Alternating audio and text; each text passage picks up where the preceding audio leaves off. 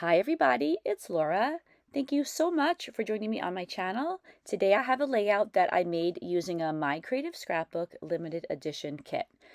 This was the April kit, and I think this is my favorite Prima Marketing collection ever. The April kit featured some gorgeous papers and embellishments from the Prima Marketing in Full Bloom collection, and I had a heyday fussy cutting out a whole bunch of flowers from the pattern papers. I just kept cutting and cutting till I had a nice big stack of flowers that I'm going to incorporate into this layout. So now I'm working on my background. Isn't this piece of pattern paper so gorgeous? I'm going to be using the composition of this piece of pattern paper to create my own composition. So I'm going to be using the fact that there are kind of two diagonals, one in the lower left-hand corner and one in the upper right-hand corner, and I'm going to kind of go with that composition and build on it with some of the elements of the kit. But before I start adding anything to the paper, I'm adding some stenciling to the background. This is the stencil that is in the April kit. I'm using it with some Distress Oxides. I started off with Fossilized Amber, which is a deep yellow color, and then I also add some touches of Squeezed Lemonade, which is a lighter yellow. In most aspects of my life, I don't gravitate toward yellow. I don't tend to buy things to decorate my house that are yellow or wear yellow clothing, but I'm really getting to love yellow for scrapbooking. I have used a number of collections recently that have a lot of yellow in them, and I'm getting to really appreciate it, especially when it comes to making pages. And I kept the Distress Oxides to that central area where there is a yellow background. Next, I wanted to add some modeling paste. I use a stencil from Tim Holtz that looks like paint splatters. And initially I was thinking of only adding the modeling paste along the edge of the image that's on the left-hand side and then in the upper right-hand corner. And I'm actually really glad that I did add a little bit more modeling paste, or a lot more modeling paste, because later on I had so many embellishments that if I had just kept it to those two initial areas I was going to add it to first along the border of the images, you wouldn't have been able to see it at all. So now I'm expanding the modeling paste to the center, and I like the combination of the stenciling that's in the background that I made with the Distress Oxide and the modeling paste. That yellow area in the center, or part of it anyway, is going to be the only place on the layout that isn't covered with embellishments. So I like the way it still remains yellow and looks somewhat like a solid, but has a little bit more texture to it when you look carefully. So I continue adding the modeling paste that looks like splatters, and I extend it to the entire area that's yellow. But I try not to overdo it because I knew that I wanted to add a little bit of this stencil too. This is a Tim Holtz stencil. I believe it's called Dot Fade. And this is a stencil that I get a lot of use out of because it's very tiny dots, and I think it's a nice complement to a lot of other stencils that I use. I like the combination of larger shapes and smaller shapes, and this is a really, really tiny dot that works well with so many other stencils. And I don't go crazy adding a lot of this particular stencil, just enough to add a little touch of it in mainly the areas along the borders where the images are, but I also add some in the center as well. And in the final layout, there are just a couple of hints of this stenciling visible, but I was really happy with those little hints, so I think that it was worth it to add this stenciling. So now I'm working on my photo. I'm using a photo of both of my daughters. I cut it out in a circle, and then I added a slightly larger circle in white behind it, and then I added some pattern paper in pink behind that, and that way I have my photo matted in white, and then again with some of the pattern paper. I added some fun foam to the back of it, and then I use some ATG adhesive to hold it in place temporarily, and then I will go back later off camera and I'll add some glue to the back of the photo to keep it in place permanently. Now I'm going to begin adding all of those fussy cut pieces and other embellishments to the page. So in the upper right hand corner, I used a whole bunch of flowers, and then I also added a smaller and reverse version of the large bird that's in the lower left hand corner, and that was a fussy cut piece as well. I thought that It was really cute the way it was facing the other way and kind of balanced out the layout. And then for the large cluster in the lower left-hand corner, I again use a lot of fussy cut pieces, and then I'll add some other elements as I go along. The sentiment that says bloom, that's a circle toward the top of the page, that is a die cut piece. And you can see here how I'm following that diagonal that was already on the page, but just expanding it quite a bit. And I apologize if this video is a little bit choppy. I spent a really long time arranging all of those pieces on the page. So I didn't want to include every little movement that I made. I was afraid there would be a really long and not super interesting video. So I did try to cut out sections that were a little bit long if I took a long time working on one particular area. So if you see something jump around a little bit, that's the reason. I just didn't want to bore you with lots and lots of footage of me arranging things on the page.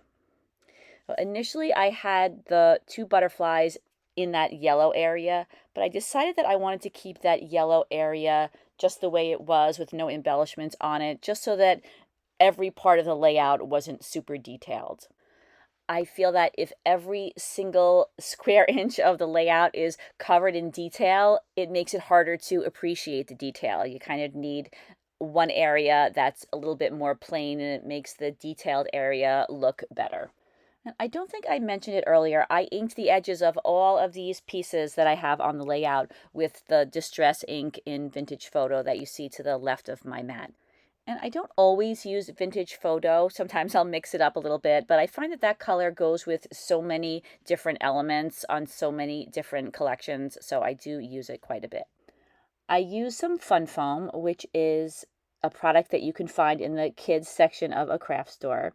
I use the type that has adhesive on one side, and I'm popping up a number of the flowers on the foam just to give them a tiny bit of dimension.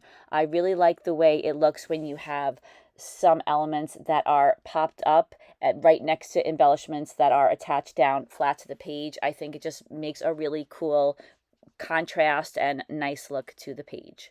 And the Fun Foam adds a little bit of dimension, but not a ton of dimension if you're interested in keeping your pages on the flatter side. Now I'm working on the upper left corner. You can see that I'm adding a number of flowers so that it will complete that diagonal. I have that sentiment that says bloom right over my photo, and I didn't like the way I had the only 2 circles on the page right on top of each other. So I'm going to later on move that sentiment that says bloom a little bit further up on that diagonal. I like the way it looks there, but that just kept bothering me that those 2 were kind of stacked up on top of each other. Well, besides loving this paper collection, I also really loved these daisies that were included in the kit. I think there was a pack of something like 18 or 24 of them, and I used every last one of them on my layouts. I just thought they were so pretty, they were a nice size, and they went so well with all of the pattern papers, and yet they were subtle, so they didn't stand out so much that I couldn't use a whole bunch of them.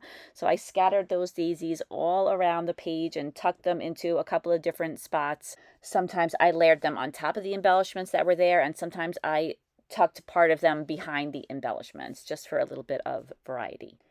And in addition to the daisies that were in the kit, I just love the other flowers. I used a larger yellow flower and then a blue and a lilac colored flower, and I placed them on the left-hand side of my photo, and it just kind of followed the curve of the photo. And I used some heavy matte gel medium to attach down all of the daisies and also the other flowers that are on the layout. I find that it's a really strong, effective adhesive for the dimensional flowers. I'm adding a number of butterflies to the layout. I added a little bit of foam to each of their wings, and now I am trying to find a home for each of them all around the layout.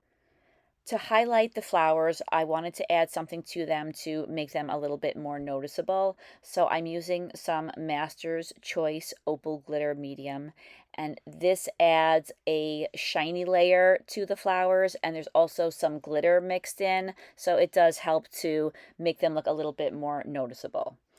And I not only add this medium to the larger flowers that surround the photo, I also added to all of the daisies on the background. I purchased this Opal glitter medium from Hobby Lobby a while back because it was on clearance. It was 75% off, so I thought I would give it a try. And I used to use a product from Bo Bunny that was also a glitter medium, and I really liked that too. I think, and I'm not sure, but this is just my impression, that the Bo Bunny glitter medium used to spread a little bit more evenly, or the glitter used to look like it was spread a little bit more evenly when I used it. So I add a couple of coats of the Master's Choice Opal glitter medium just to make sure that I have glitter everywhere that I intended to have it. And I don't think that the glitter has to be spread equally throughout the areas that I'm trying to cover with it. I think it's okay if there's some areas that are a little shinier and some that are not quite as shiny, but I do want there to be some glitter on every flower. Now I'm inking the edges of this fussy cut bee. I thought it would look nice near the flower pots, and I thought that it would be nice to kind of break up all of those flowers and add some different elements to the page. I tuck a little butterfly into the cluster at the top of the page, and then I give him a friend. And then I tucked a little tiny fussy cut leaf into the area near the flower pots. I use my scissor to help me position it. And now I'm going back to the flowers, and I'm going to be adding some pearls. Often I add off-white or white pearls, but it just so happened that I had pearls in colors that matched each of these three flowers. I was very surprised about that. So that gave me the opportunity to color coordinate the pearls with the flowers. And I added a couple of different sizes of pearls. I like the way it looks when there's a larger pearl with a small pearl next to it. And I didn't add a lot of pearls, just a couple on each of the flowers. I have 2 on the yellow flower, and then I have 3 on the smaller flowers, and I used, like I said, a couple of different sizes, 3 different sizes on the 2 smaller flowers. Now I'm adding some strips of self-adhesive pearls. These are very, very tiny little pearls, and I often get these from the Eyelet Outlet, and they come in a whole pack of strips, and they're perfect for adding embellishments to little things like butterflies. And there's so much paper on this page, so I think it makes a big difference to add things that are made of a different material, like pearls or enamel dots or something that is not made of paper. This is where I decided that I just had to move that sentiment that says bloom, which actually it is a definition. It says bloom, a beautiful process of becoming. And it might seem like a very little detail, but it was just bothering me. I had to move it.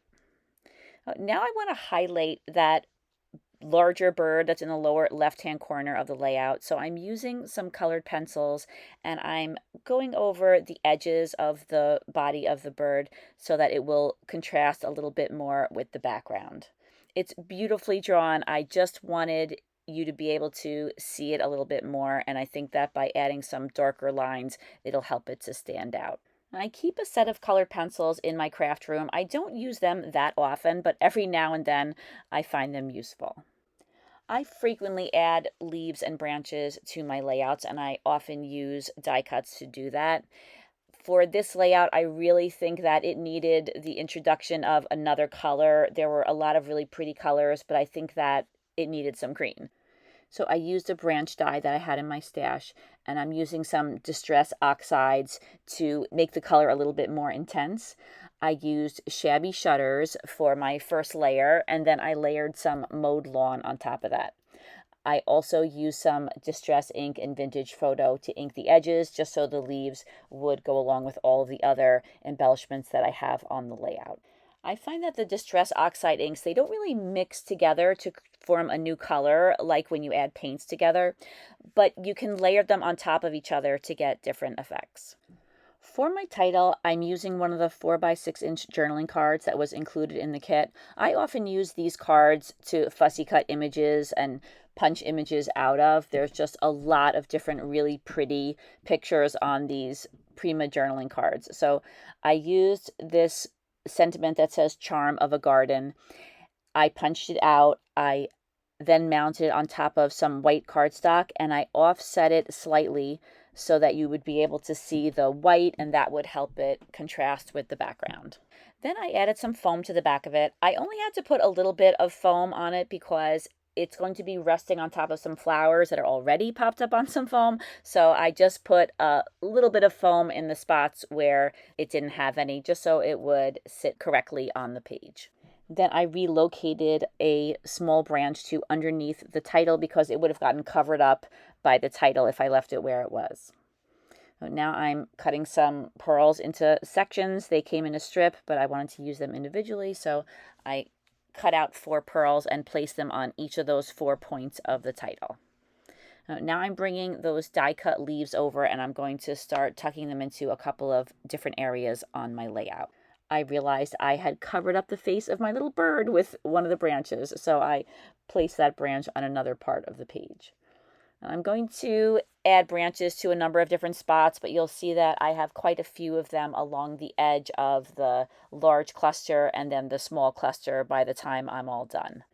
And I really like this addition of green to the layout. I think it makes the color palette look a little bit more well-rounded than it did before. And then once I had all of these branches arranged where I wanted them, I used some gel glue and I attached them all down to the layout. And I just put a little bit of gel glue on each of the branches. I don't put a lot and try to glue the whole thing down to the page because sometimes they'll lift up a little bit, and I like the way that looks. It looks a little bit more natural to me. And then also, if I just put a little bit of glue at the base of it and then tuck it behind the flowers, I can always pull them out if I ever have to. I'm always trying to think of ways to work my layout so that if I have to rearrange something, I can, because that's something that I do a lot. Once I have all of the branches glued down, this layout is complete. And next, there are a few close-ups of the layout. Thank you so much for watching. I really hope that you enjoyed this video. Please take a look in the description box where you'll find the link to the My Creative Scrapbook website. They have some beautiful kits you can subscribe to. The limited edition kit is my favorite, but they have some other choices that are beautiful as well. I hope you have a fantastic day, and I hope to see you again soon. Take care, everybody. Bye-bye.